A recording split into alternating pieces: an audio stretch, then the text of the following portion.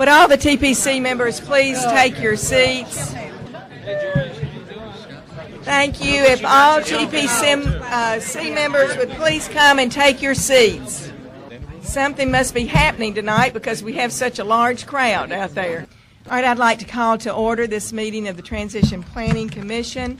And as we always do, let's start this meeting with a moment of silent reflection, considering and asking for discernment in the very important decisions that we are charged to make.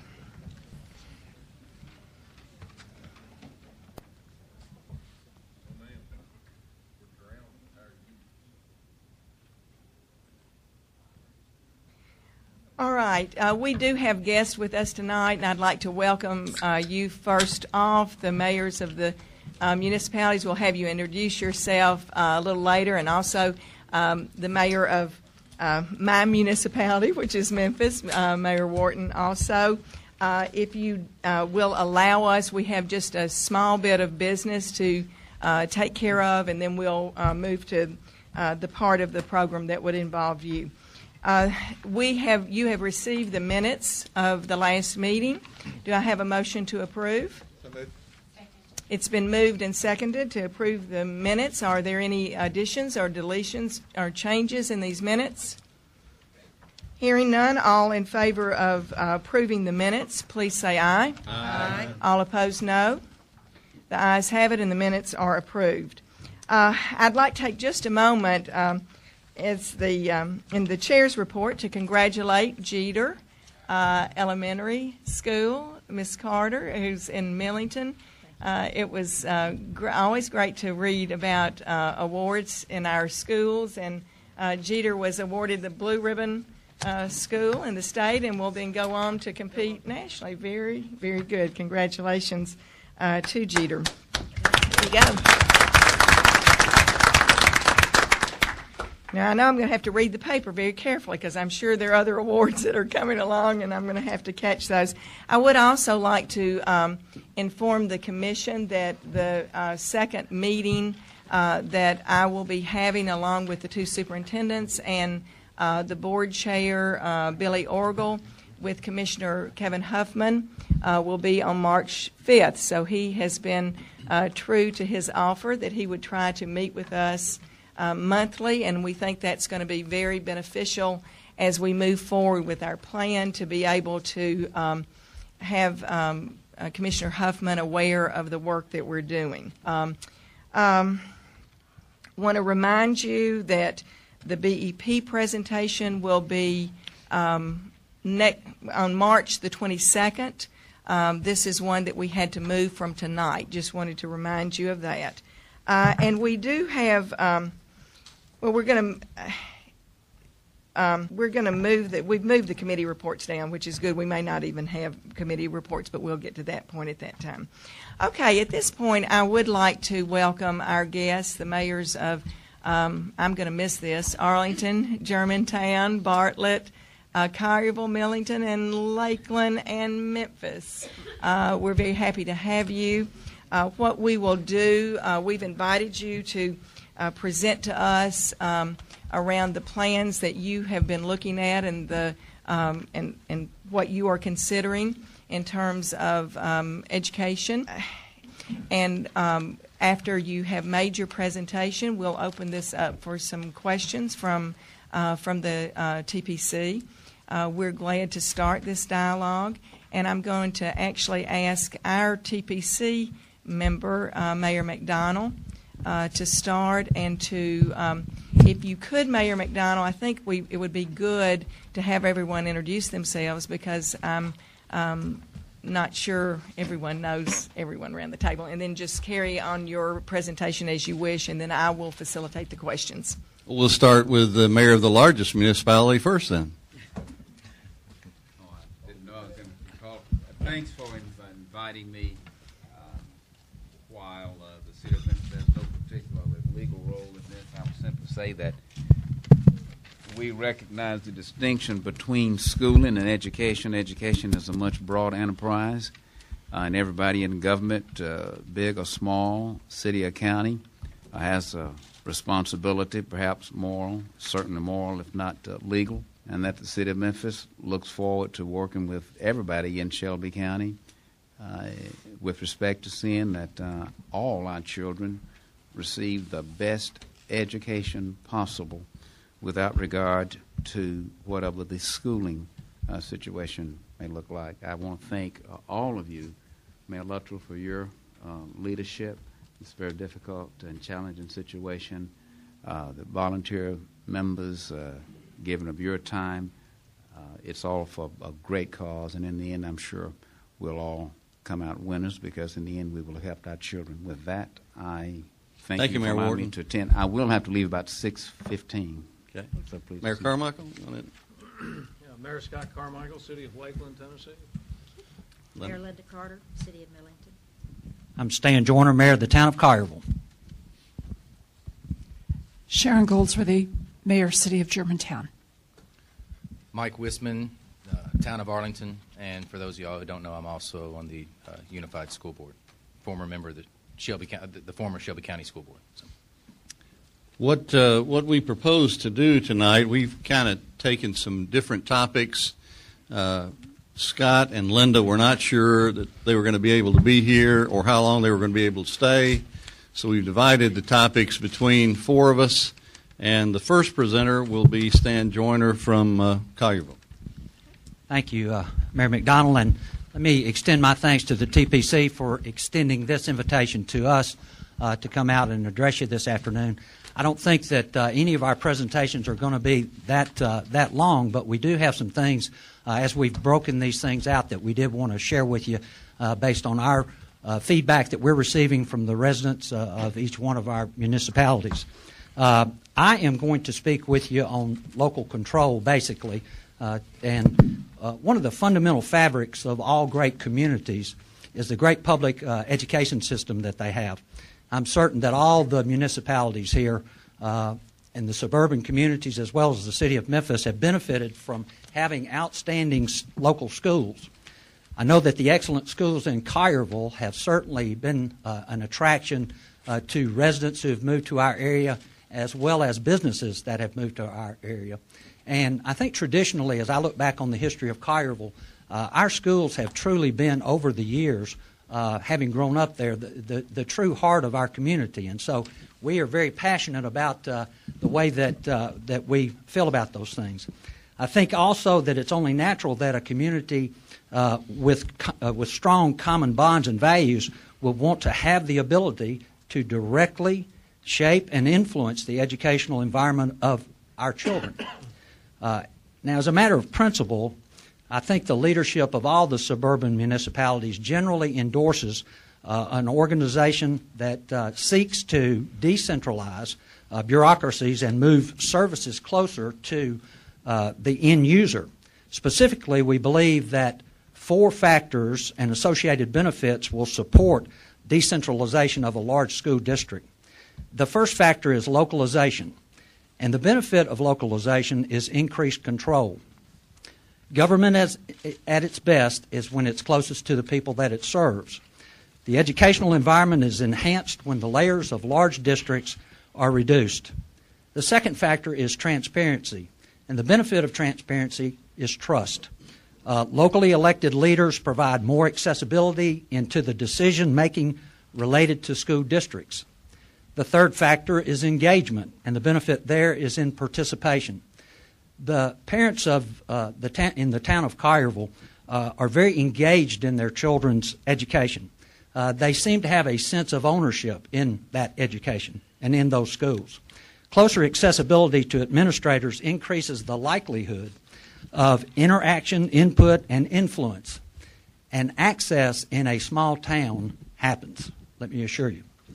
The fourth and final factor that I think we all agree on is efficiency.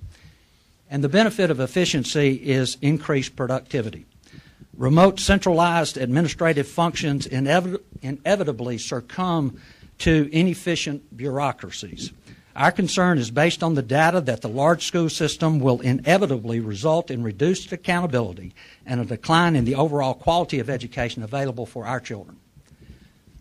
Many case studies and volumes of research indicate that smaller school districts are more efficient, and most importantly, directly reflect the common values and the shared life experiences within the community. Because of that unique quality, there is a concern that the small number of children that are in the suburban schools and communities will be lost in the arena of the larger school district. I know when I think of Collierville, we have roughly 7,500 students. In a room of 150,000 students, they'll never be seen, and that's truly a concern to us.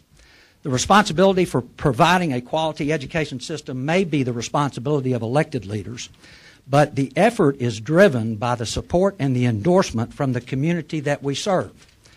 Our constituents want to form municipal school districts that offer influence, accessibility, accountability, and efficiency. This past Monday night at our Board of Mayor and Alderman meeting, the town of Collierville passed on first reading an ordinance that will call for a referendum on forming municipal school districts. We'll have the second reading and a public hearing on that item or on that ordinance on the 27th of February. And then we have a special call meeting scheduled for March the 6th where we'll have the third and final reading. That will move us toward a referendum on May the 10th. I think the other communities, and I'll let them speak for themselves, are following somewhat the same timeline on that. There may be a little bit of difference there. It's our responsibility to respond to the voice of the people that we serve. We're moving forward at a pace that allows us to be in the position to do what's best for our communities. Thank you, Mayor Joyner. I'm going to talk just a little bit about the financial accountability issue. I could just read you this. This is Bartlett's, and, it wouldn't take very long. Just kidding. The request we made of SES, all of our communities, was to give us the feasibility from a financial and legal and operational point of view. As has been well publicized, the consultants came back with an opinion that in all of our cases that was possible. For some, it might mean either a property tax or a sales tax. For others, it would require both. But it was financially feasible. We looked at all aspects, including special education and transportation, within these models that they've given. And that's just what this is. The exact numbers, and obviously our constituents are asking, well, what's the exact number? And until we get a school board in place and have a superintendent in place, some of those questions we just can't answer until we know what the system will look exactly like. But in the case of Bartlett, for instance, 15 cents on a $175,000 home would be about $66. That's somewhere in that range. The half-cent sales tax be 50 cents on every $100 purchase that you make. So our citizens have indicated to us that it is financially they don't have any fear about what we're doing. In fact, when we started this conversation back in November and December, we were using numbers like, instead of 15 cents, we were using numbers like 50 and 75 cents and $1. And the citizens were still asking us to move forward with a referendum so that they could make a choice about the school systems. So we have our presentation to us assume that we would be educating the children that are currently going into the buildings that they're now being served in. Based on conversation that was held in a committee meeting last night for the unified system, perhaps those board members don't want us to educate their children based on some of the conversation there. Either way, we're prepared to be able to move forward, either just educating the children within our city limits or entering into educational agreements with others. We realize the cost of maintenance. We'll have to start capital funds immediately because there'll need to be some repairs done on some buildings and some additions made to some buildings. So the financial piece of it depends on which one of the communities you're looking at. Obviously, for Lakeland right now, they don't have a property tax. So they're only looking at one avenue right this second, but that doesn't mean they won't look at the possibility if they want to educate their children themselves. They only have an elementary school, and if you look at municipal school districts around the state, there are municipal school districts that only do elementary education. There are others that do elementary, middle, and then they send the high school kids to the county school. So there's all kinds of patterns in Tennessee on municipal schools and what grade levels they deal with. So the cost of doing business will certainly depend on what each of the communities decide ultimately to do in terms of educational opportunities. Well, both mayors covered a lot of ground already, so I'm just going to kind of throw a few things out there. I'm supposed to talk about student stability, and kind of the reason we're here is the difference of policies or the difference of governing the way systems have run in the past. I know you guys got an incredible challenge moving forward, and so does the Unified Board. But the philosophy and the stability that we're talking about is the neighborhood school concept, basically. I work for the city of Memphis. I go in homes all over the city every day. And I think the city school board members or the city administration can know that some of the issues that we have to deal with just the city policies and some of the things that I see, and I know Mayor Wharton sees, will make a lot of people cry. People don't realize what's going on out there. But when it comes to stability, what I'm talking about is there's a lot of transient students inside the city limits of Memphis, and that's a little different than what the neighborhood concept of the former Shelby County Schools tried to incorporate. So those type of things are the things that, moving forward, are kind of why the municipalities are looking at this option, because this is the reason why we want to make sure that we keep hearing every child needs a great education, and I don't think I could agree with that more than anybody else, and that's why I'm doing the jobs that I'm doing. But a one policy necessarily for 150,000 students necessarily may not cover what's best for students in Binghamton or Fraser or Bartlett or Germantown, and that's where a large system can lose that focus on student education, activities, curriculum, arts, fine arts, technology, whichever. Let me just kind of tell you a few things real quick, because I know we'll probably get more answers when we go back and forth with questions. But just in the short time, the last 4.5, 5 months that the Unified Board's been together, Shelby County Schools, when the board that I've been a part of, we made a big point for student recognition. And I'm not saying Memphis City Schools didn't, but that was a big part of our meetings every month. Until last month, we have done very little student recognition with this new board. It's hard to do things like that, and that is what children look forward to. They look forward to whether it's a cheerleading team that wins nationals, a band team that wins a competition, an art contest, those type of issues. We don't have time with a large board and that many students and trying to keep everything incorporated to where we're making sure we include everybody. You can't really have meetings like that. And to a child, that is a huge part of moving forward with their education and where they want to go and the recognition they receive.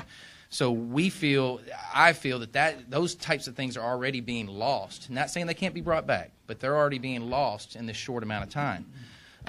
Also, when it comes to just the student growth trends as far as rezoning or the neighborhood school concept again, we just want to make sure that we try to keep children going to the same schools as they move up through a process. And even with Shelby County Schools, I think a lot of people that are involved with Shelby County Schools think Shelby County Schools is too big. 47,000 students is a big school system. We know that 25 is probably optimal. You hear different numbers around the country, but 25 is probably optimal. So the size of a school system affects not only our students, our teachers, our parents, and our parental involvement, of course, has been great. And I think we've already, even though we're moving forward with issues, we are losing some focus on places where we need to be doing right now, and that's education. Mayor Joyner and Mayor Wisman have provided great segues for what I would like to talk to you about, and that is about opportunity. We've pretty much covered some of the reasons why we are pursuing municipal school districts and some of the details as well, and pretty much the things we're talking about apply well across all of our communities, although each of us will certainly claim uniqueness in the things that we do as communities and in the opportunities that we already experience as municipal governments. I think it's important to recognize that our suburban communities are still in development mode, but I would also suggest to Mayor Wharton and others that all cities are constantly in evolution. They are ever changing.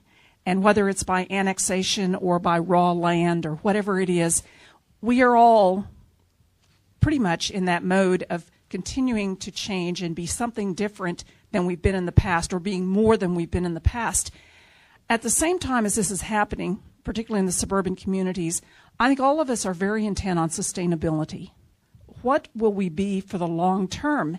And that really goes to understanding the vision of our communities.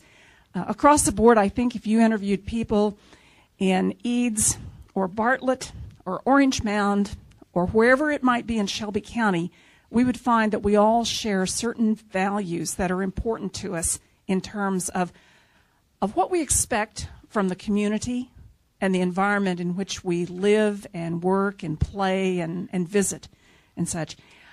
I think most of us, if we have not formalized the vision for our communities, we nevertheless have a common understanding across our populations of what they expect us to be all about.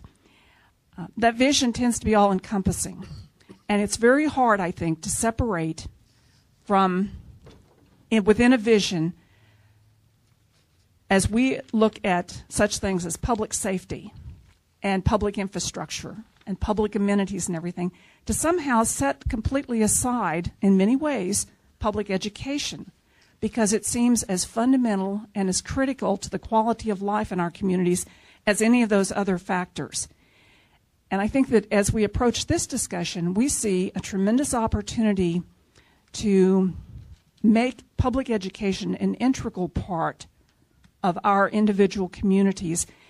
What we have now is access to good public education. That's been the tradition and history of our experience with the Shelby County schools. What we would look forward to as municipal school districts and municipal governments is the opportunity to really impact and influence and share a common vision which we can all contribute to in our particular ways. It's not as if we want to run the schools from City Hall. We know that that's a responsibility of a school board. Nevertheless, when we look at what we do at City Hall and what we expect those who run our schools to do, we do recognize we're all serving the same constituency. And the things that that constituency does is constantly interwoven. You cannot do anything in Germantown without figuring out what the school schedule is. Try to schedule anything during a school break. It doesn't happen. In the same way, many of the decisions we make at City Hall really do contribute currently to the way in which our schools are able to provide services and to deliver quality public education to all of our students. And in some ways, it ranges all the way from when a superintendent or a principal picks up the phone to call the mayor, or vice versa, about sharing facilities. In our particular case, and I know this is true in several of the communities, it's city government that's providing the school resource officers. And we do it because we have taken responsibility for the safety of students during the time that they spend on our campuses within our community, whether they live there or not. We take care of that. We take care of playing fields. Sometimes we build them. We often maintain them. We have other agreements, sometimes not in the form of contracts, but simply in the way you get things done in a small town. And that is very supportive because the people that we're serving from City Hall are the same ones whose children are served by the schools. And there's a great relationship that exists now, but it is one that is limited in many ways. The opportunity to formalize that with the relationship that exists between city government and a school board just has great potential, we believe. We don't think our vision would be complete if this were not an integrated one. Each of us can identify additional opportunities. Sometimes in the midst of all of this, as we look at the challenges of developing a system, and certainly all of us have enormous respect for the task that has been assigned to the TPC. We can tell you we kind of experience challenges like that on the course that we are choosing to follow.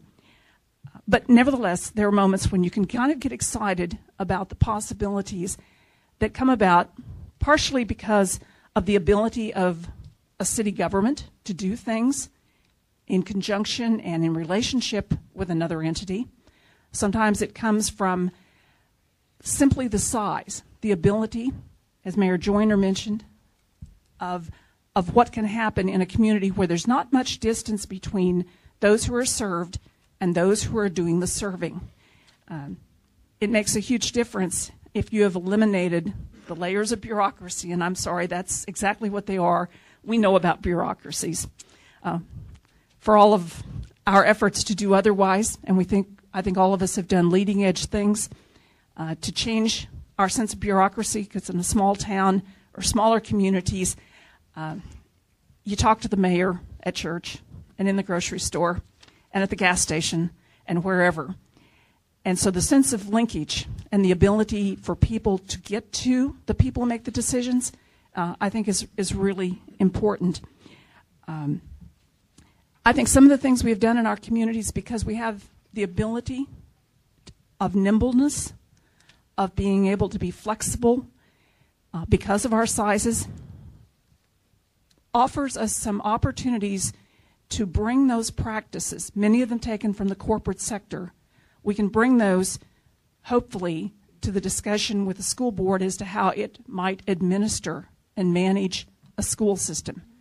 And I know that that's something that this group is very much about, is trying to figure out how to do it better. We already have some experience in that, and we think that it's very relevant as we would proceed toward forming a municipal school district. In, I believe it was 1869, the city of Memphis decided to create a school system to better educate the children in that municipality. They decided in 2011 they no longer wanted to do that they wanted to educate their children in a different way. What we're asking is, now that we have decided as municipalities that we would like the opportunity to educate our children in a way that we see fit, and we would ask that we be given the same respect as municipalities as the city of Memphis was for those many years. With that, Madam Chairman, I'll turn it over to you all for questions. All right. Thank you, Mr. McDonald. Is this mic on? Mm-hmm.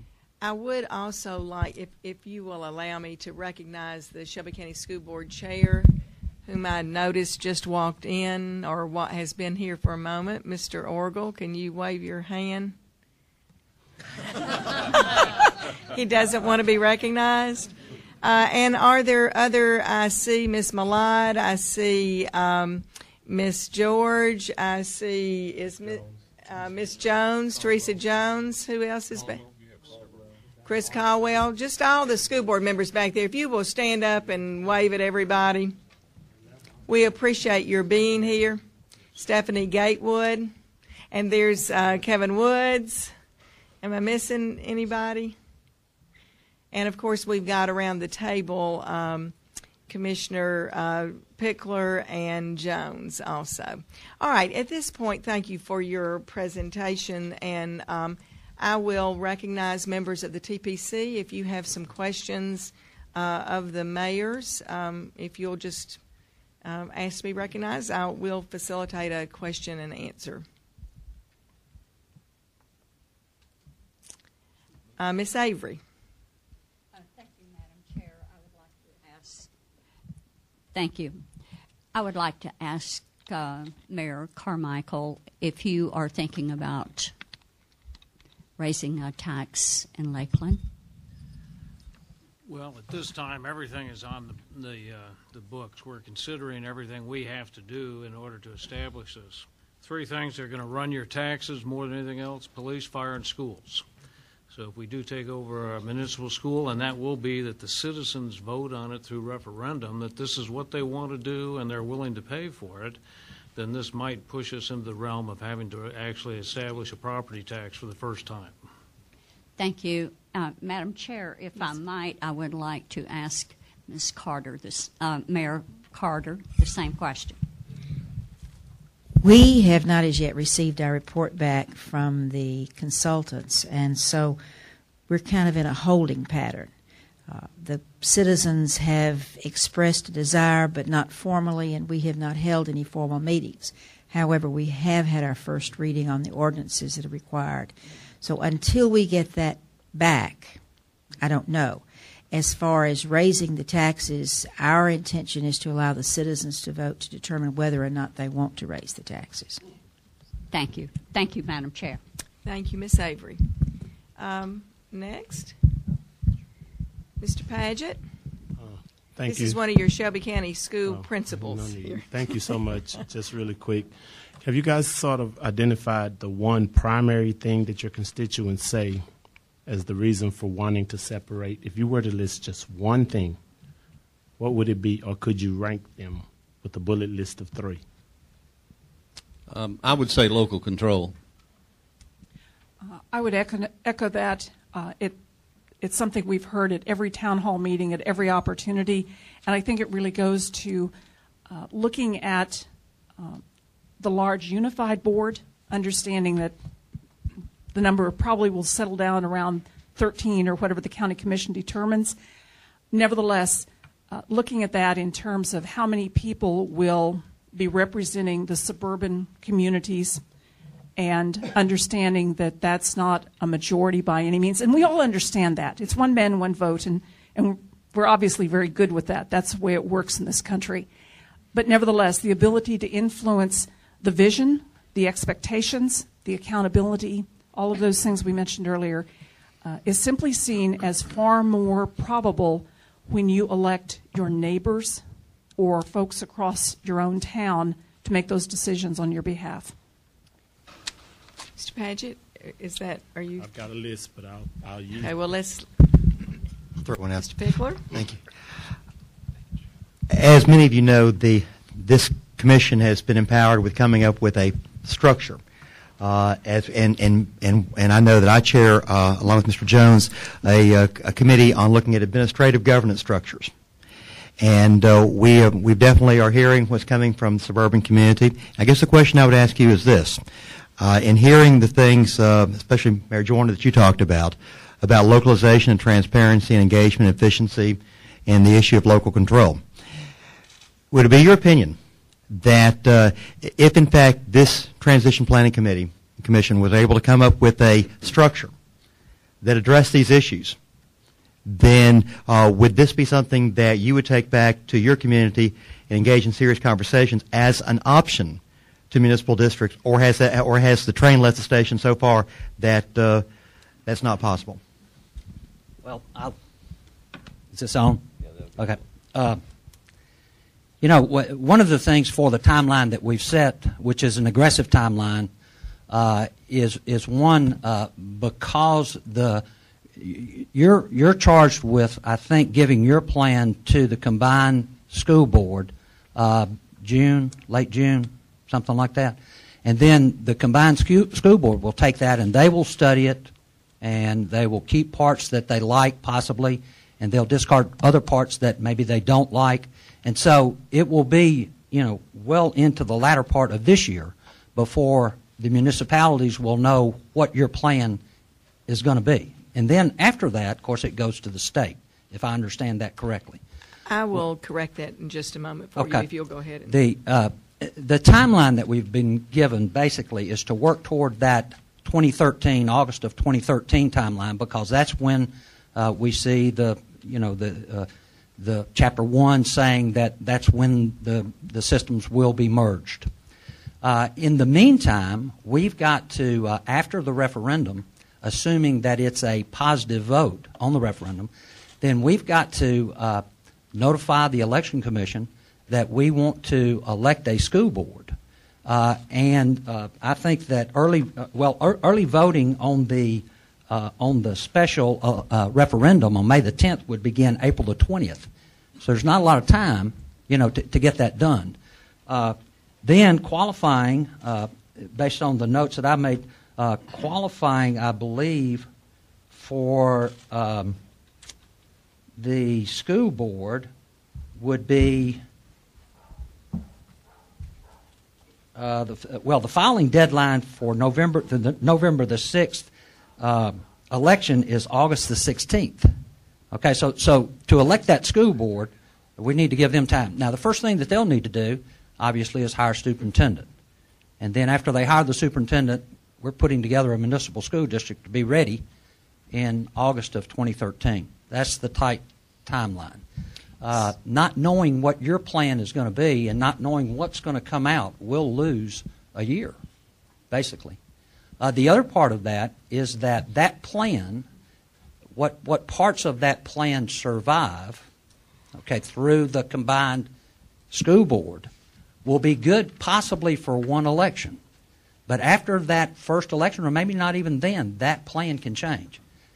And so what our question to you would be is, if you go with the autonomy plan, which I've seen, it's not been thoroughly explained to me, but if you go with that, how autonomous is that autonomy that you're going to be granting to us? That would be the question we would have of you. So, Mr. Pickler, did you get your question answered?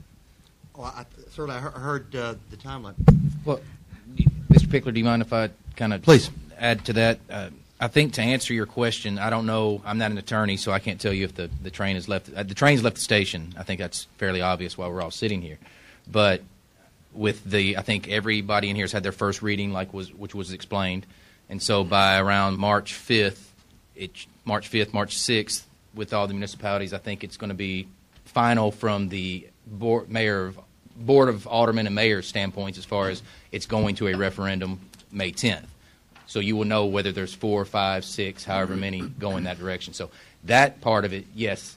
Now, as far as what other options are brought up, that's where I say I don't know. If I'm not an attorney, I don't know once that's set in motion what can be changed, what can be amended, what options are moving forward. So I just want everybody to be aware that, like Mayor Carter said, they had their first reading. But we haven't gotten a report. But they haven't got their report. But I think everybody in here has had at least one reading, and I know Arlington's second reading is tomorrow night, second and final reading. So it'll be official most likely tomorrow night.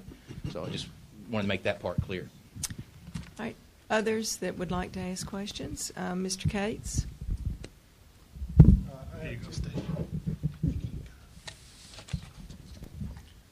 I had two questions. Mayor Joyner was talking about, in a mega giant system, inefficiencies that you don't like, and I can understand that. But going the other way, would you think there's a point at which there's inefficiency in being too small? Do you have any worry about, as you go from part of 50,000 to your own size? Do you worry about that? That's the first question. Second question is for all y'all. What is Plan B? What if you lose your referendum? What are you going to do then? Okay, I'll speak. I'll speak to the. What was the first question again? Can it be too small? Could it be too small? Could it be too small? Based on the results that we've gotten back from the consultants, I think too small would be financially too small to support the system. That's not been in the report that I received back. One that is too small. I think it went down to 1,500 students. Is that what it was? That the state law requires, which would be very small. Town of Collierville is 75 plus, almost 76,000. 7,600 students. We have 8 schools, so I would think that would make a very nice system. A small number of schools, but one that would be very, very manageable in a municipal system. The second part of that, Plan B, we hope y'all do a great job putting this together. We truly do. Because if we're stopped, obviously we'll become part of it. Yeah, I think that's exactly right. whether it is something that I mentioned in the press yesterday about the charter school systems that have been bantered about a little bit, and whether that fits into a plan that this group puts together.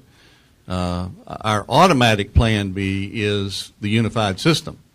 And that's, to quote our chairperson, she said early on, we have to do something considering 150,000 children because we don't know. We don't know how many times we might be stopped before we would be able to enact a municipal school.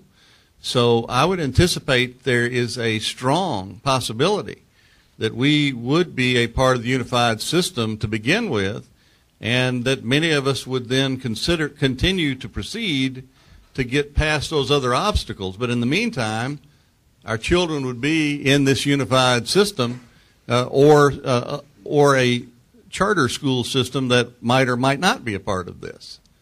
And then what about the first part? Do you have any worry about, say it's special ed or transportation or food? Are there any aspects of you do a lose system that you worry about in Bartlett? I don't, in terms of worrying about can we do it, no, there isn't anything that I don't think we can do. Do you lose some economies of scale? Yes, you do. And so we would look to partner with other school systems. They might be systems within Shelby County. They might be systems in Tipton County or Fayette County that have services that they provide very well. It might be that we privatize. Germantown does a great job every year looking at what is the cost of doing business inside the government versus private sector. And so we might take that model and compare those things. But worried that we won't be able to accomplish them, no. Do I believe we will lose some economies of scale initially? The answer for me is yes. I would echo those comments as well for Germantown. I think that there are opportunities where we might lose economy of scale. On the other hand, I think that there is, using a word I used earlier, a nimbleness and the ability in a smaller community to be creative and innovative about how we get things done. We've demonstrated that in our local governments, and I think that those are lessons that can be applied to running the schools as well. As far as a Plan B, we've always understood that the alternative to the course that we are now pursuing is participation in the unified district. At this time, we prefer to set our sights on what we think is an optimum solution for our communities, and that is a municipal school district. Anyone else? All right, I've got Ms. Bradshaw and then Mr. Hart. Thank you, Mayors, for your presentation. Based on the feasibility study that your consultant submitted, it includes the usage of the buildings in their current state. What is have you gotten an analysis of what would the actual cost be if you do not receive those buildings? No, we really have not. We know what in the analysis back in the appendix section of ours. It tells what the average elementary school, middle school, and high school cost. So we can do the math if we were to have to replicate a certain number of buildings to determine that. But we believe there's precedent, we've said all along, where those buildings should be accessible to us as county residents and therefore not have to build new schools.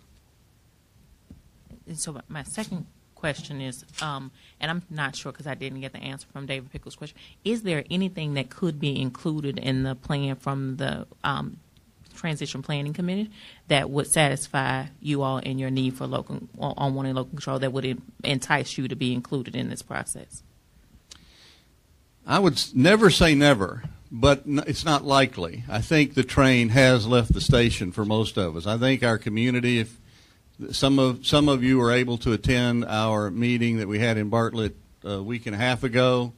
500 people there, 2 opposed, 498 in favor. I mean, that's the kind of thing that we're finding everywhere we go. So there is an excitement about having a municipal school that I think I don't know how, as a politician, you'd be able to stand in the way of that at this point. Mr. Hart? Thank you, Madam Chair.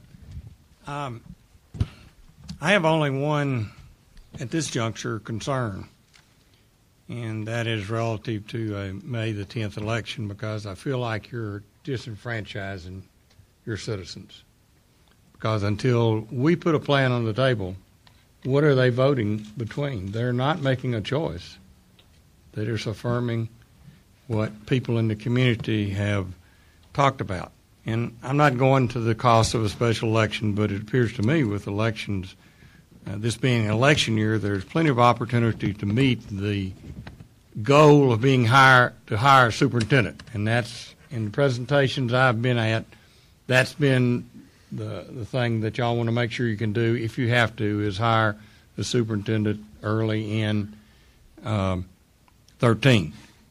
So to me, I would ask is perhaps this rush to justice May the 10th is, I guess, a negative statement all the way around on your citizens, on this body, on the state of Tennessee, on Shelby County government. And is there another alternative that would at least allow us to have a program on the table where the citizens, when they vote, will have an option between which direction they're going? Thank you, Madam Chair. I'd like to make a comment on that. Not saying that two wrongs make a right, but we are up against a timeline compared to, I know what we've gone against. I understand what you're saying, and I respect the fact that we're finally talking about this, because I know this was one of the first questions I asked Ms. Prescott when we sat down a couple months ago with the mayors. You know, are there any other alternatives besides a 150,000 student system? And once there was clarification, we started moving. So I applaud Chairman Prescott and Mayor Luttrell for getting us going in this direction. But I can also remember December of 2010, and I'm not trying to, I mean, what's done is done, but I can remember sitting in the Memphis City School Board auditorium with Mayor Wharton, Mayor Luttrell, Shelby County School Board, Memphis City School Board, and many of the county commissioners. And the Shelby County School Board had passed a resolution. I think both mayors had approved a resolution for everybody to kind of slow down and have discussions like we're having now.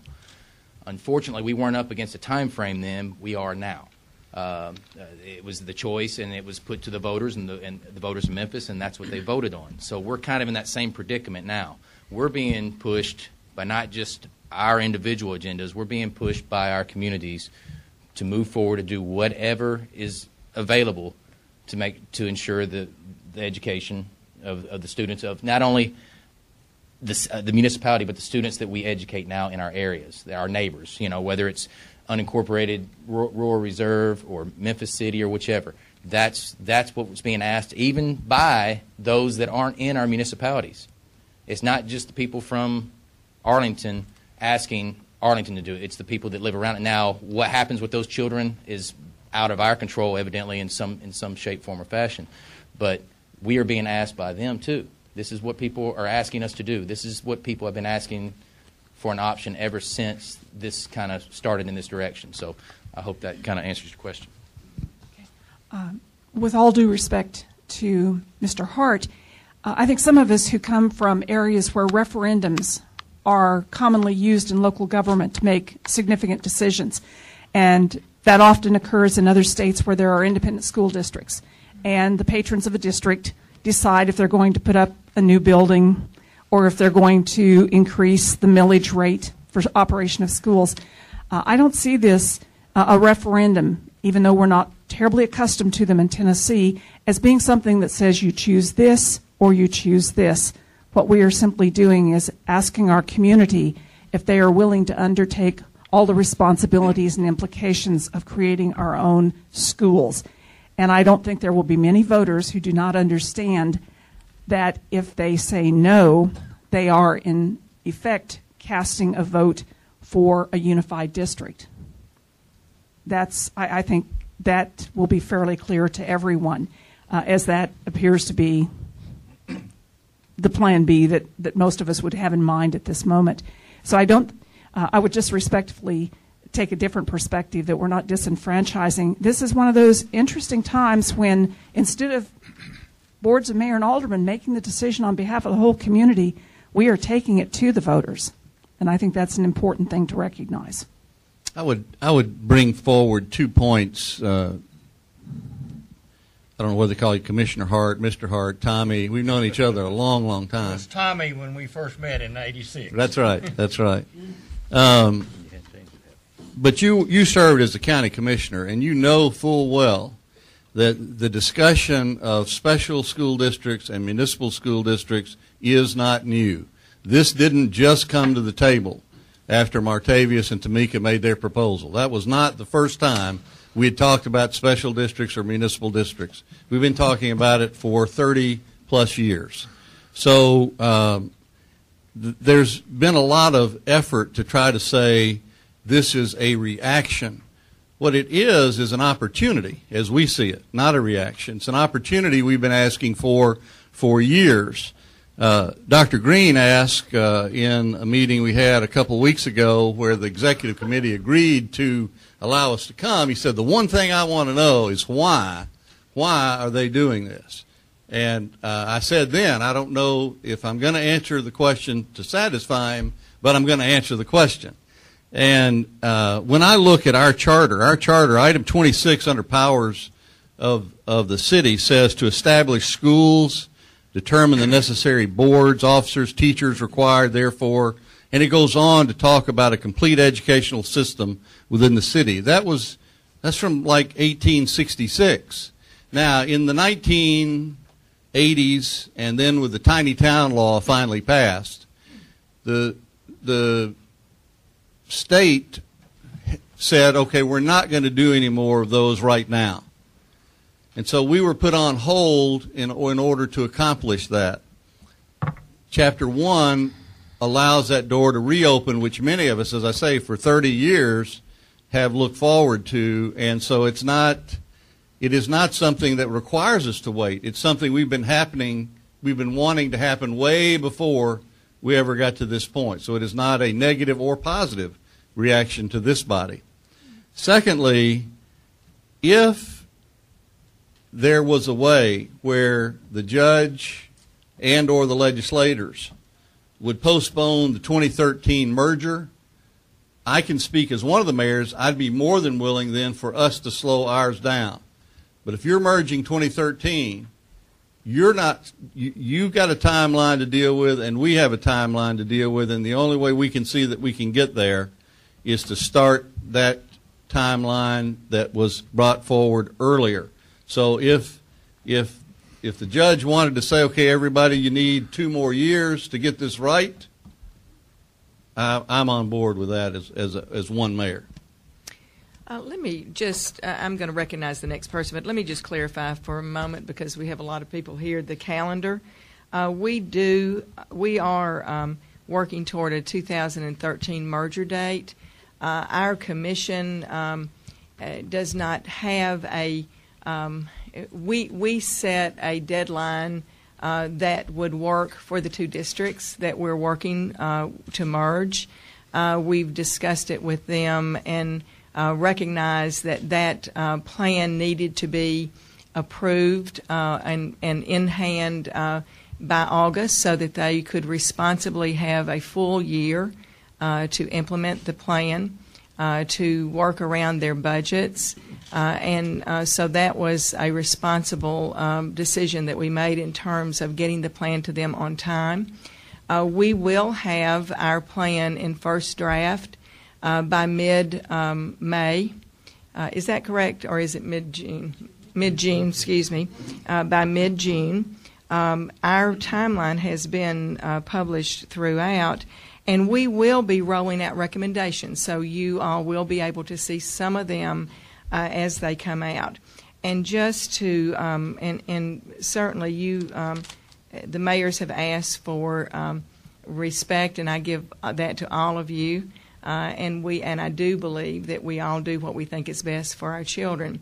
But just to reiterate, that I think that you all are looking at the need for two elections or two election dates, one for your referendum and one for your election of your school board.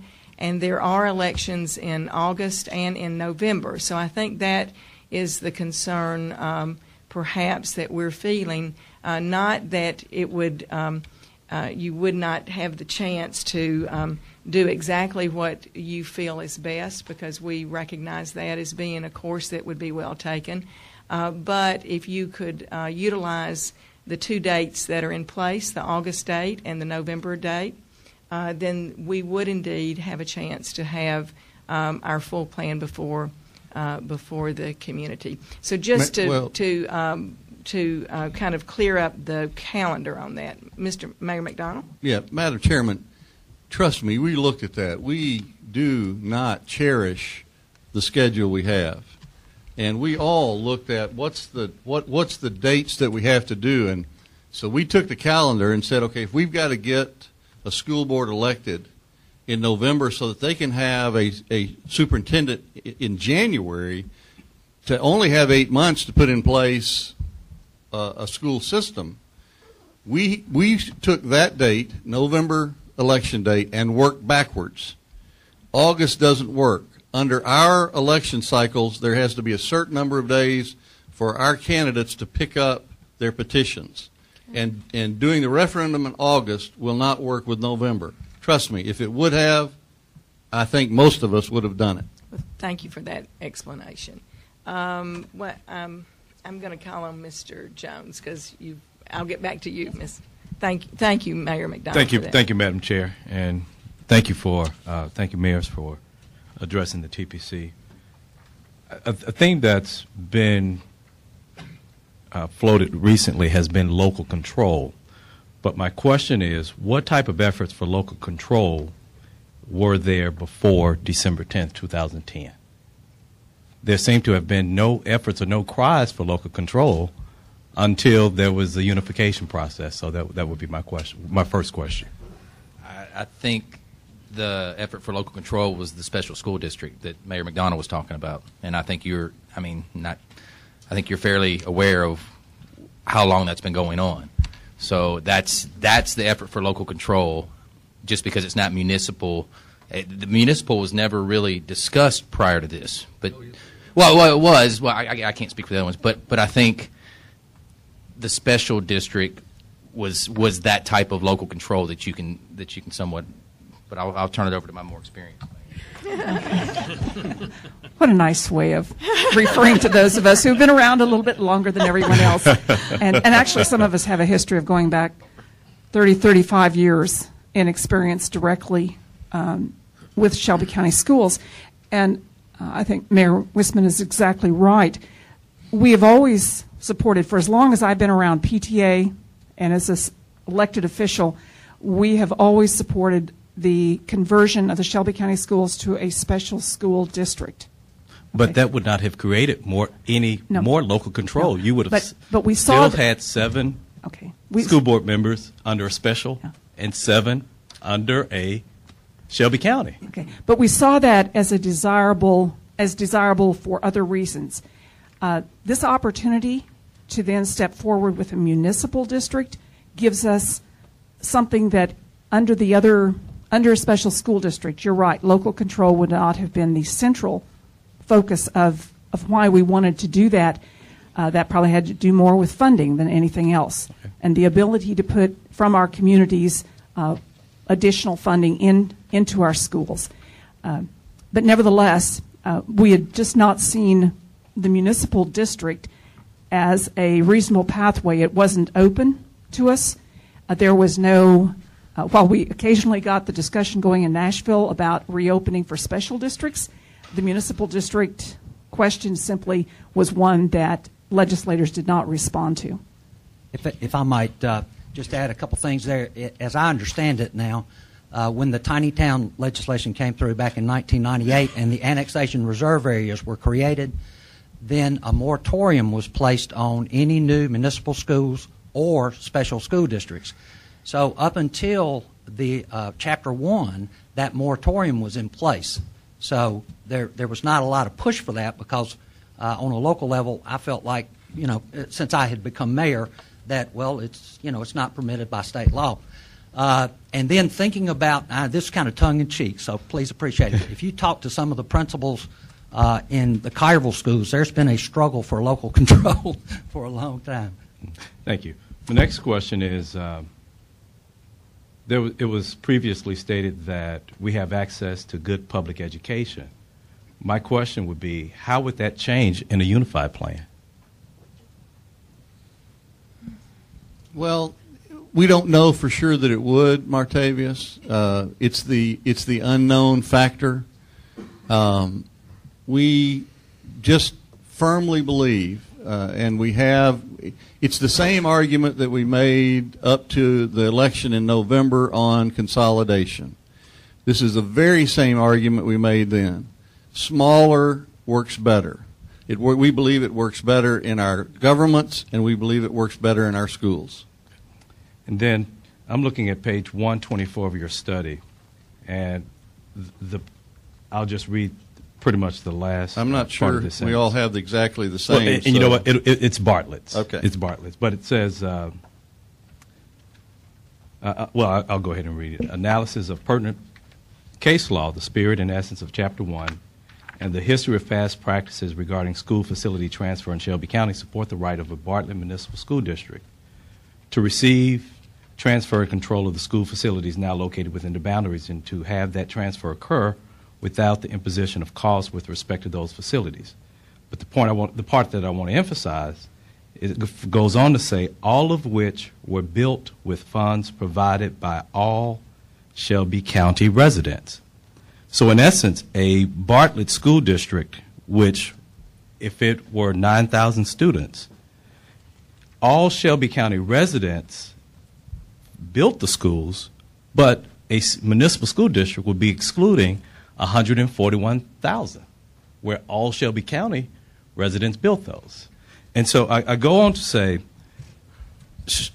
Shelby County has 900, according to the 2000 census, 927,000 residents, 54,000, which is 6%, live in Bartlett, 11,000, which is 1.24, live in Arlington, 4.74, which is 44,000 in Collierville, 38,000 in Germantown. So the creation of any municipal school district, and by definition, in the strictest interpretation, a municipal school district only educates those children within those city limits. And so we still are talking about the proposition of something that was built, and your study states this, were funds provided by all Shelby County residents. We would be making these, what was for the public good, the exclusive use of those who happen to live in those municipalities. Well, you and I have debated this through the press for several weeks now, and your position hasn't changed, and neither has mine. You're exactly right. We are all county residents. And you have oft quoted the 6% of the population. Well, we'll only have 4% of the buildings, so we're still losing out. We're still giving you more schools than we're getting compared to what we pay.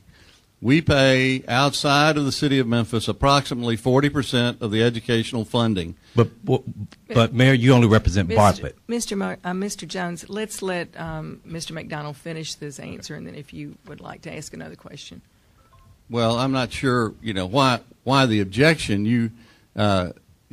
We're looking at an overall piece, and so if we have 6%, and if we're paying in our fair share plus towards education in general, there's several different ways to look at it. You're saying every school Memphis paid 60% of, and everybody else paid 40% of.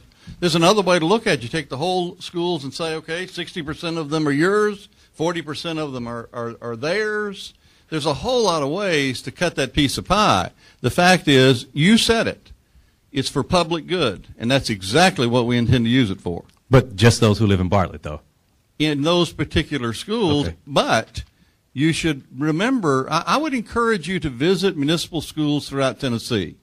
It would be a real eye-opener for you if you would go and see that, in fact, they educate children from outside of their borders. Most of them get paid tuition to do that by fellow county residents in school buildings that are paid for by the entire county. So I think I would encourage you to look at the way it's run throughout the state, and maybe you would understand our point of view better. Thank you. Okay, thank you. Mr. Wisman, you? I passed. Okay. Another question? Ms. Bradshaw? Thank you. Mayor Joyner, you stated that you all were moving forward with hiring a superintendent, having school board elections in November of this year. Under what law are you all allowed to have school board elections take place for a municipality that currently, based on my interpretation under Norris Todd, can't go into effect until 2013? Yes, ma'am. Under what law are we not I'm just asking allowed to do that? I don't know the answer to your question. Do you know the answer to mine? So the hiring of a superintendent is an act of a municipal school district, which says the district actually exists. We would propose, I would propose, I can only speak for myself, I would propose that we are allowed to prepare for operations of a school district in 2013. And the preparation of that would include election of school board members and the hiring of the superintendent. Now, the cities would pay for those out of their general funds until there is actually the establishment, and our establishment of that would be effective the 2013. So we view it as being allowed to prepare just as this TPC is allowed to prepare for the merge system in the future. Thank you, sir.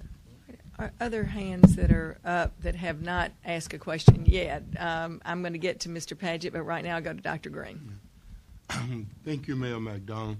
I certainly enjoy sitting on this commission with you and having an opportunity to engage in productive exchange.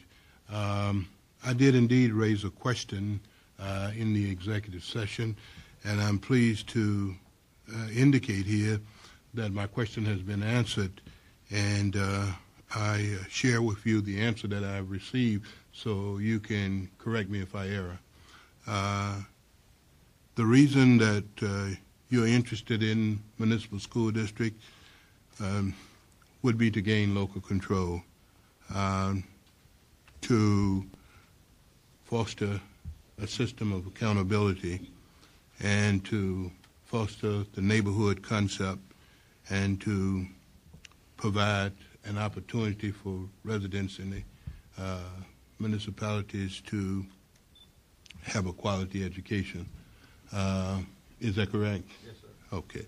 I would like to assure you as one member of this commission that I will be making every effort to make sure that these concepts are incorporated in any plan that comes forward, and I would beg you to delay your process until the plan is available to you. Thank you, Dr. Green. Mr. Paget, you had a question? Mayor Goldsworthy, I heard your consultants report the night at GPAC, and he talked about two things. He talked about the need to not be so small that you're not diverse. And then he discussed something that was a bit foreign to me, cooperative agreements. And he said that those would be necessary. How has he explained cooperative agreements to you all? I think all of us share the same explanation because to one degree or another they are recommended within all of our plans. The one specifically that our consultants were referring to had to do with the education of children who currently attend schools in Germantown but do not reside in the city of Germantown. And very clearly, we have a very inclusive student enrollment across our 8 schools at this time. And it would be highly desirable for us for a lot of really great reasons to maintain that diversity as well as to provide student stability as we go forward. But that would require agreements between the future school board of the unified district as well as our current school board. We would just truly hope that in the interest of what's good for the kids, stability, the ability of families to count on where they've landed in terms of their expectations of where they're going to go to school and such, that could allow them to move through the education of their children, K through 8. And those cooperative education agreements, sometimes they involve providing for the education of students from outside. It may involve partnering with another district on services, anything from transportation to special ed to food service to whatever. The state law allows that, and those are in place in other communities as well. In fact, exist today between the former Shelby County school system and the Memphis City schools. So we think that if we remain grounded in what's good for the kids, we adults should be able to figure out a way in which we can assure the stability and the experiences, particularly in our case, that are so valuable from a diverse student population. Mayor Luttrell, you had a question?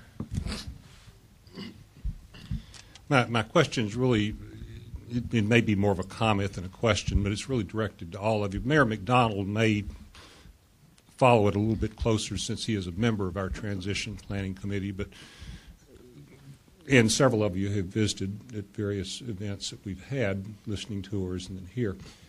So you're very much aware of the complexity of the TPC mission. We're looking at everything from logistics to organization to academics. Well, you know what it is. It's a very complex process. I haven't heard any of you talk about a transition process in your communities.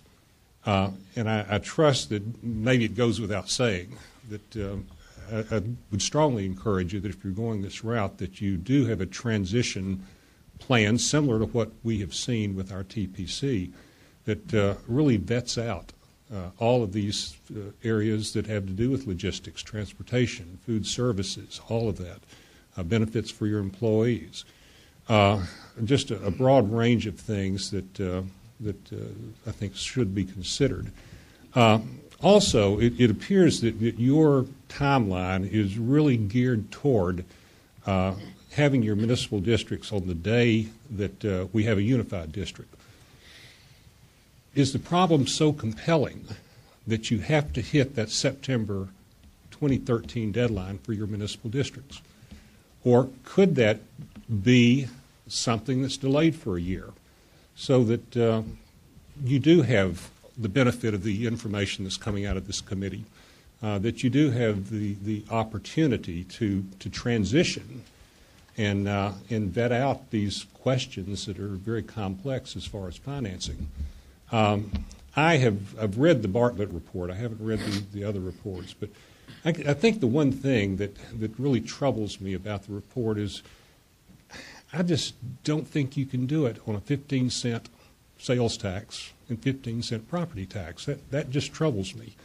And and Mayor McDonald and I have talked a little bit about this, but maybe you can. If you can do it, then goodness, good luck. But that's the one piece that troubles me, and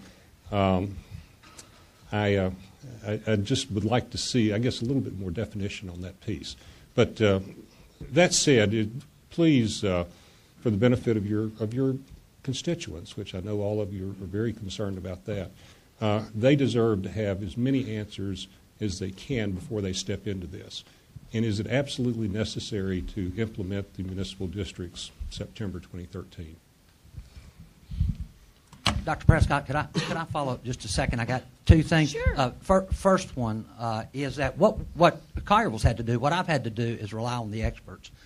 to give us that information. And we spent money to hire the consultants who did the feasibility study for us and did the financial study for us.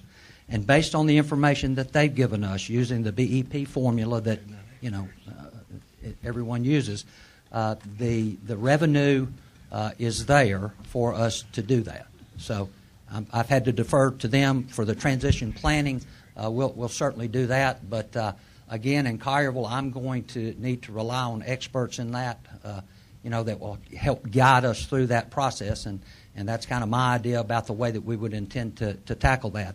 Then I wanted to do a follow-up and maybe apologize to Ms. Bradshaw. I didn't mean to give you a short answer on that, but I knew I had read that in this book from the consultants, and it actually comes from a State Board of Education Rule 0520-1-8, and it says that no city school system shall be created or reactivated for the purpose of operating a system of public schools unless such school system shall, and the first thing under that is employ a full-time superintendent who shall meet the legal and regulatory requirements for the county and the city superintendent. So that, I would say, gives us that authority to go forward and to hire that superintendent.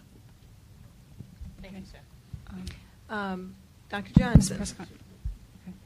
Oh, I'm sorry, Mr. Wisman.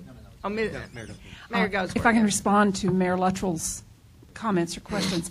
One of the things that we have already done is to enter into conversations very seriously with a number of people in our community who have more than a little bit of expertise in education as well as the business community. And we would envision creating not a transition planning commission, because we're not transitioning, but a district development group that will help us in the same way that you are all bringing your expertise to the discussion, to help us look at the model that is presented in our report from our consultants, and then to put a lot of meat on its bones, not usurping the eventual role of the school board, but certainly moving in a direction that helps our community understand our vision and our expectations, so that when the school board is elected, it is not sitting there having to go from ground zero.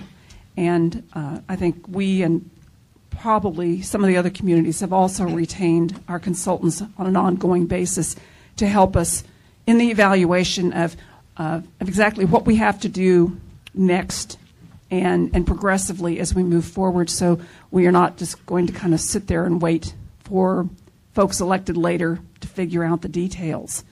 And I think to the whole point of the issue of waiting, people in our communities are really expecting that they will be able to comfortably make a decision about the future of their children's education sooner rather than later.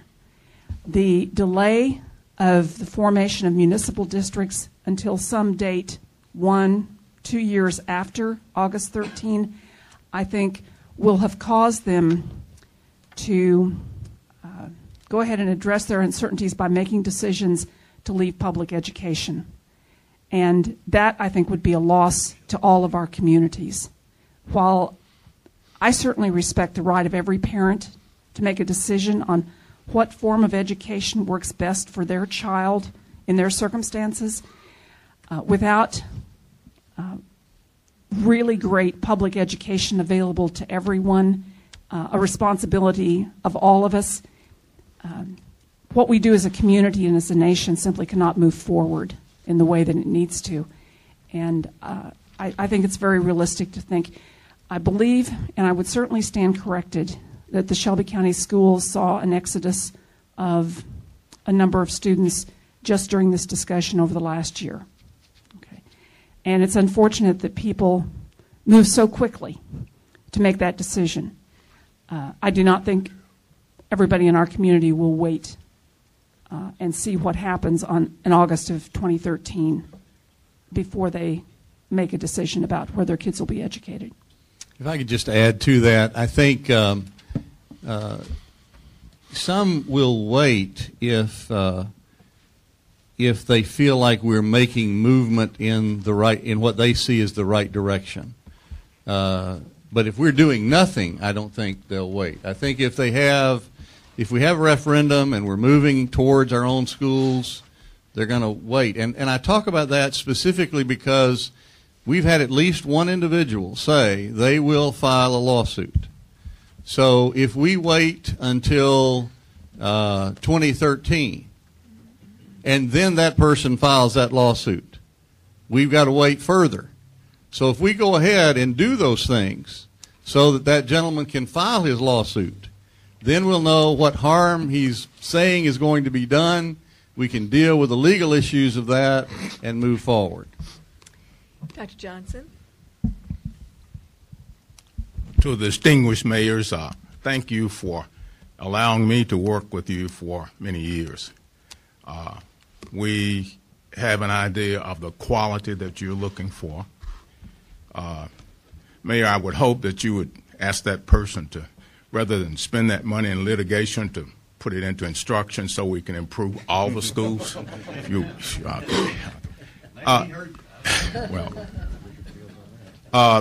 The question, I'm sure that you're planning, doing comprehensive planning, but throughout the district there are some children with special needs that cost as much as $300,000 per child.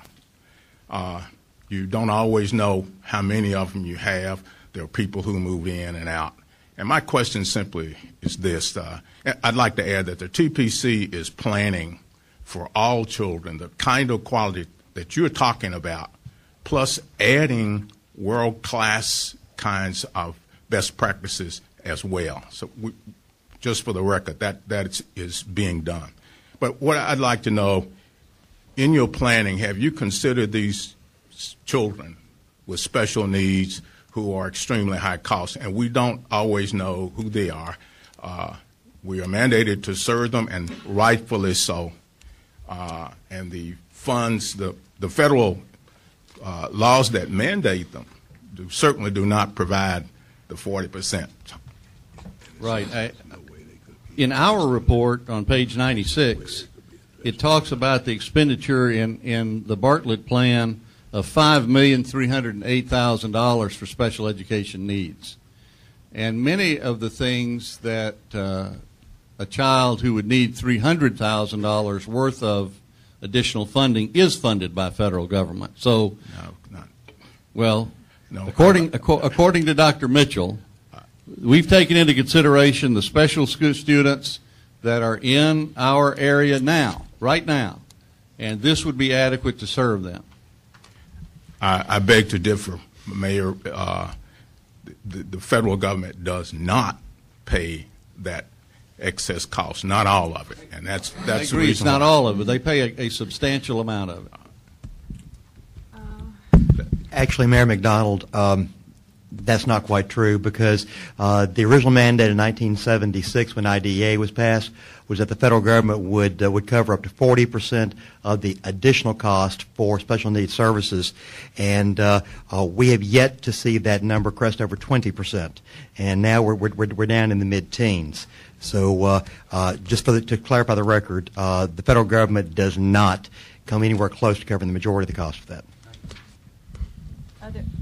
If I may add, though, to the discussion, one of the things that our consultants did was not to simply take number of students and divide existing costs in the systems to get an average and use a multiplier.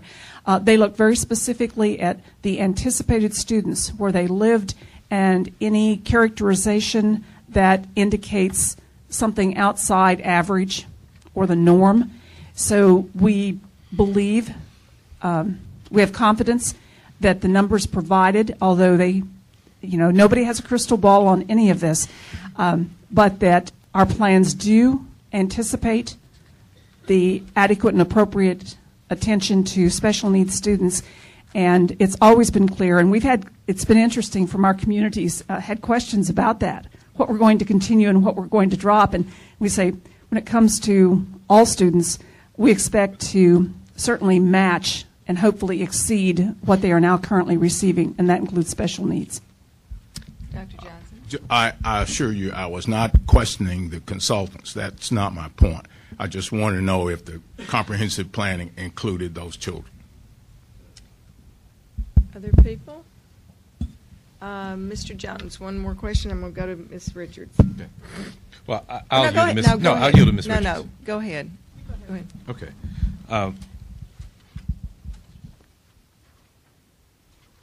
It was stated earlier that it was funding driving special school districts and not local control. Was there anything that prevented the municipalities from raising the sales tax or the 15-cent property tax rate in order to supplement the funding for schools in Bartlett, Arlington, or Collierville prior to this?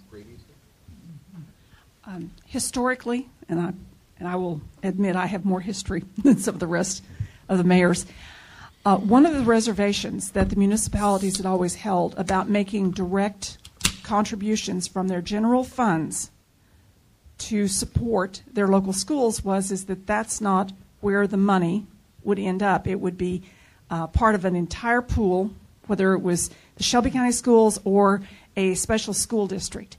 And it's one of those things in which asking the people within a community to generate tax dollars that would then directly go to benefit a lot of kids as opposed to the kids in their schools, that's usually not a popular thing to do.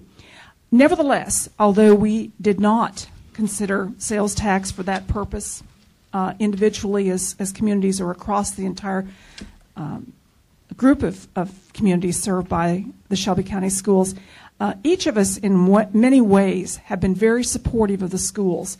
And I think one of the things that is sometimes overlooked is that Shelby County Schools always operated on a lean and mean budget.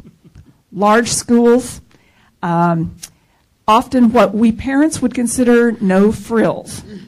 And the result of that is that city government in some places stepped in to make up some differences, simply kind of the in-kind thing.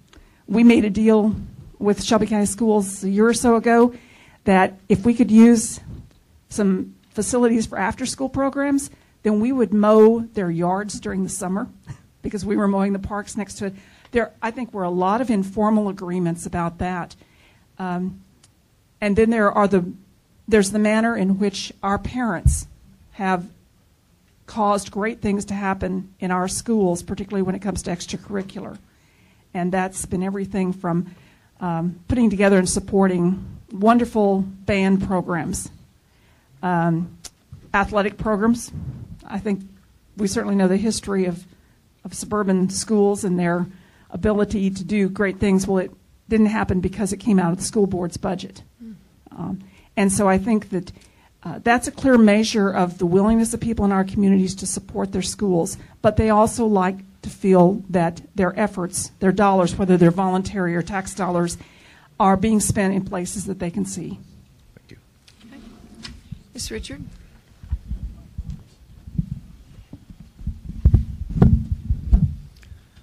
I really appreciate y'all coming out to talk to us tonight, and I want to tell both Mayor Weissman and Mayor McDonald I was truly moved by the responsiveness of the constituents who appeared at your high schools where I conducted this session to listen to the constituents. I am a lawyer, and the good news for me is I don't represent anybody in this room. The bad news for you is that I think you're right, Mayor McDonald. The likelihood of you proceeding without the implementation of a lawsuit against one or more of your municipalities is remote. And I'm going to give you a little unpaid advice, and it'll probably make me considerably unpopular with both the people who are supporters of municipal school districts here and those who are opposed to it. But the reality of it is you're proceeding under a brand new law, Norris Todd. And while you might want to discount Ms. Bradshaw's comments, if you read the wording of that act, it says, from and after the date that a charter transfer becomes effective, which will be August of 2013. The present law prohibitions against the creation of new municipal school districts and special school districts will not apply in the county where the transfer occurred. So I'm just teeing up for you what is probably the first of what will be many challenges. I also note to you that that law talks about creation of new municipal school districts. And Mayor McDonald, while you may have gone and seen lots of municipal school districts, there ain't a single one of the ones you've seen that was created under Norris Todd. And the problem that I see with your consultants' work, and I am always skeptical of consultants' reports that have 44 pages of legal rationale in them, is that they've noted to you the problem of the constitutionality of Norris Todd and pointed out to you you needed to anticipate that challenge. They went from there to a discussion of how you could use past precedent to make claim to the school buildings. But they failed to address the most important part of this law, and you have all referred to it. Our constituents want to form municipal school districts. We're putting forth a referendum on the formation of municipal school districts. What's a municipal school district? A municipal school district is going to be interpreted, because this is not a defined term, according to the plain meaning of a municipal school district, which is a school district that serves a municipality. I think you're going to be very well served to include the buildings that are within your municipality. But I think any offering that you have made that you will be able to include students from outside the municipality is likely to put you in a very difficult situation where you are challenged. Because a municipal school district, in its plain meaning, serves the children who live in the municipality. Your plan as you are going forward, as I see it, is fundamentally flawed. And I urge you to seriously consider how you are going about it. Now, Mayor McDonald, you said there was a possibility that Bartlett would choose to only educate the children within your school district. Well, that would be a good way to approach it, because as I looked at the materials from your study, right now your plan includes educating children from without your municipal school district, but you also have no plan except to allow children who currently reside within your municipality to attend schools that are outside Bartlett. And I don't see how a federal district court judge, which is where I'm sure this is all going to end up, can interpret the words new municipal school districts to include what you're proposing. Now, the easiest thing on earth for me to do if I were against municipal school districts would be to sit back here and not say a word and let you all go down the road the way you are. I'm not doing that. On the other hand, by telling you this now, I have also told the people in this room who may be planning a challenge exactly how they ought to come after you. So I just want you to understand, I'm going, right down the middle on this thing. But I will tell you this, and Mayor Weissman, you were out there. The people who do not live in Arlington are counting on representations that have been made that they will be able to keep their children in the Arlington schools. And the way I look at it, there is one group sitting in this room that has clear legal authority to set forth a plan that will allow the wishes of all of those parents to be met, and that's the Transition Planning Commission. So I urge you well in your endeavors. I hope you will think about this, and you're really lucky. I don't have a question for you.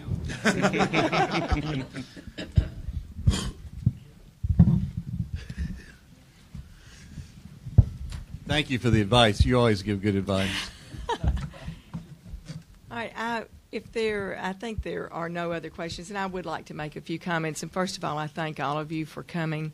I thank all of you in this room for coming, because this demonstrates to me that there is a keen interest in education in this county. Mr. Wisman, I'm sorry I don't call you mayor, but I'm used to calling you Mr. for being on the school board. I have a couple of just clarifications and questions, and then I want to make a statement.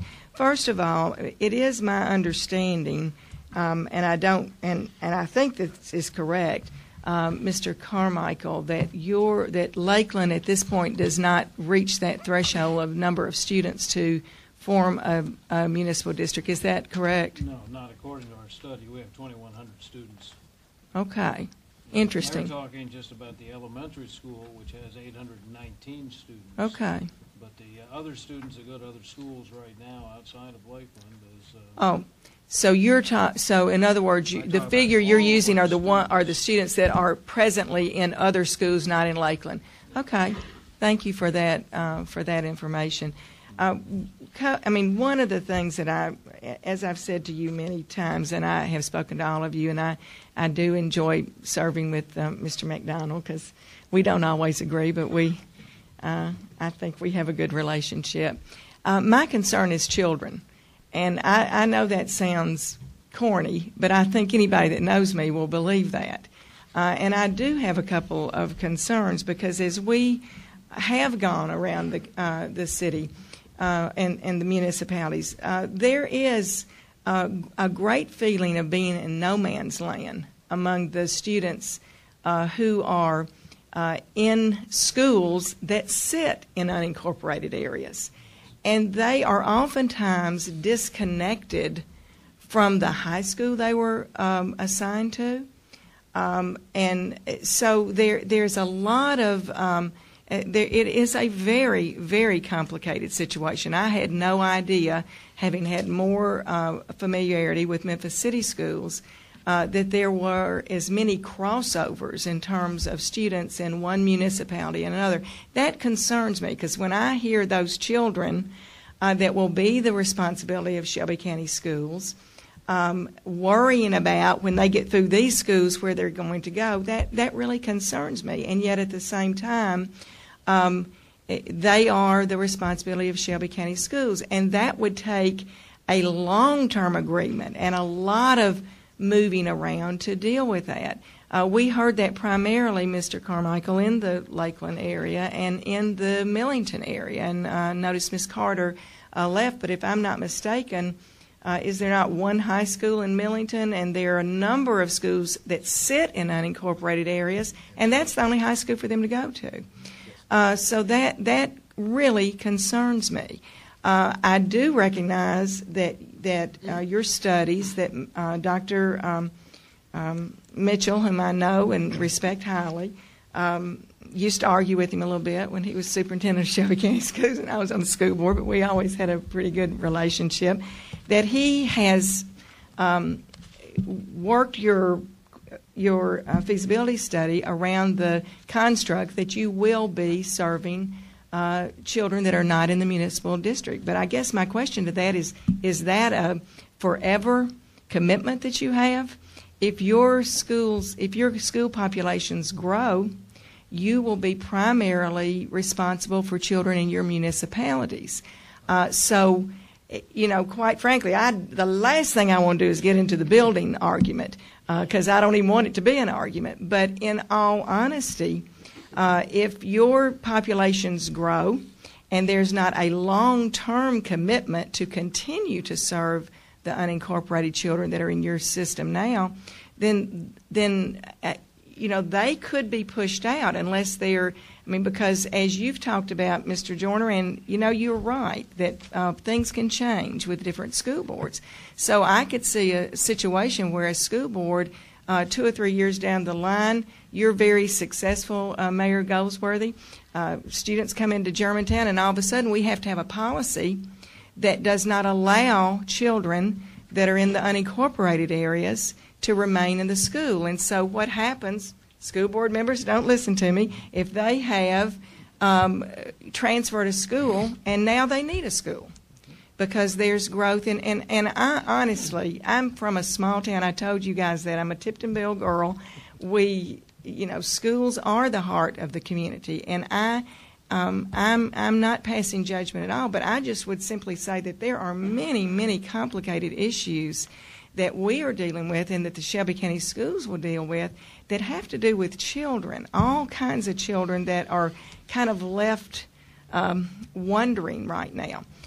So those things do concern me, and they're things that we have to work through. I appreciate that piece of information from you, Mr. Carmichael, because I'm assuming then you would reclaim your children that are in somebody else's school because you don't have a high school, and or else you'll let them stay there. But I don't know whether that's going to work out in terms of law. But anyway, I just want you to know what some of the real concerns that I have as a person who has spent a lifetime trying to work with children. So it's a complicated situation, and it's one that we're trying to deal with. Mr. Pickler asked the question that I think I asked you guys before, and that is there anything that we could include in our plan that would address your needs? I can, and maybe there's not, because maybe it gets to the point where what you really desire is your own school system with your own elected school board, and that would be an LEA, and that would not be in our plan. But I can assure you of this. Come 2013, we will have a plan that can serve your children and that can serve them well. We will, and because we have to do that. And so we're going to take into consideration all of your concerns, and in Mr. Pickler and Mr. Jones's committee, we will have a plan that addresses many of your stated concerns. It may not go far enough, but we will address a local control issue that allows some considerable amount of autonomy. We will have possibilities for all of the models that we're looking at are regionalized so that they break the district down into parts that would keep feeder patterns in line, because we do care about children. So what I do want to say to you is I very much appreciate your being here. And we may disagree on some things. I happen to be, as I've told you before, a believer. I believe that there is great value in every grown-up in this county caring about the education of every child. And I'm not saying that you don't care about it, but I think that there are great things that we can do if we do that, if we approach in that way. So I can assure you, as the chair of this commission, working with the most outstanding, talented individuals that I've ever had the opportunity to work with, that we will have a plan come 2013 that you will feel comfortable with having your children in our school system. We hope that you'll be there. We know that you may not, but we will be prepared for them. And so those are my comments. I wish you all well. There may be other conversations that we may have, and we really appreciate you coming and sharing with us tonight. Thank you for the opportunity. All right, for the rest of the TPC, would we like to dispense with any reports on these committees? Thank you. I think we're all kind of wrung out. Is there a motion to adjourn? Is there a second? Yes. All right, the meeting is adjourned.